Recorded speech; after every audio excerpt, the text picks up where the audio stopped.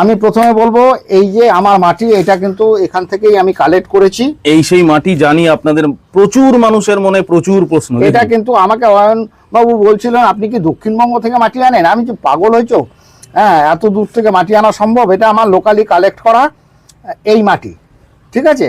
আমি বলে দিচ্ছি এটা মাটি, এটা আছে গোবর সার যেটা আমি ভিজিয়ে রেখেছি, কালকেই আমি চেলে নিয়েছি। মোটামুটি 20 দিনের মতন হয়েছে আমার গোবর সারটা, সেটা চেলে নিয়েছি। গোবর সার পুরনো হয়ে চেলে নিলে কিন্তু এরকম হবে, এইরকম হবে। এই জিনিসগুলো খেয়াল করবেন কিন্তু। এটা প্যান্থার দেওয়া তো? হ্যাঁ, এর মধ্যে টাইকোডার্মা দেয়া আছে। টাইকোডার্মা দিয়ে ভিজিয়ে রেখেছিলাম পুরনো গোবর সার, তারপর চেলে নিয়েছি। আর এখানে রয়েছে লিপমল, লিপমল যেটা পাতা সার আমরা বলি, সেটা রয়েছে। এই যে দেখুন পাতা সার। পাতা সার মানে পাতা সার পচে একদম মাটি হয়ে গেছে সেটা না, কিন্তু এই অবস্থায় থাকবে, এর একদম পারফেক্ট কন্ডিশনে আছে, ঠিক আছে। এইবার আমি যেটা করি সেটা আমি বলছি।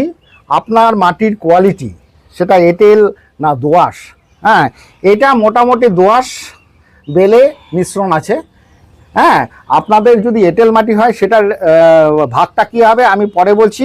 আমি যেটা করি সেটা আমি আগে দেখিয়ে নিই, তারপরে সেটা 19-20 করবেন। আমি কি করব, আমি এখান থেকে আমি ছোট্ট একটা উদাহরণস্বরূপ দেখাচ্ছি, কিন্তু এটা আপনারা বড় হিসাবে করবেন। এটা আমি কিন্তু 5 ভাগ কিন্তু মাটি নেব। এই যে 1 2 5 ভাগ মাটি নিলাম, এটা সরিয়ে দিচ্ছি। এবার 3 ভাগ গোবর সার নেব। দেখুন আপনারা যেভাবে মাটি নিয়েছি ঠিক সেভাবে গোবর সার নিলাম। 5 ভাগ মাটি 3 ভাগ গোবর সার, আমি যেটা দিয়ে গাছ করি। 3 ভাগ গোবর সার নিলাম, এটা সরিয়ে দিলাম। এবার 2 ভাগ নেব আমি লিপমল বা পাতা সারটা।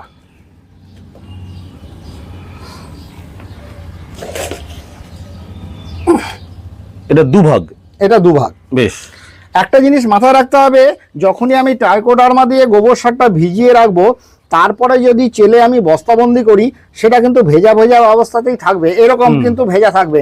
না হলে উপকারী যে ব্যাকটেরিয়া বা ফাঙ্গি যাই আসছে না কেন, সেগুলো কিন্তু মারা যাবে, এবং সেগুলো মারা গেলে আমার কোনো লাভ কিচ্ছু হবে না কিন্তু। তো এটা মাথায় রাখবেন। এবং মাটি যেটা আমি নিলাম 5 ভাগ মাটি, 3 ভাগ গোবর সার আর 2 ভাগ পাতা সার, সেটা কিন্তু আমি এখন ভালো করে মিশিয়ে নেব।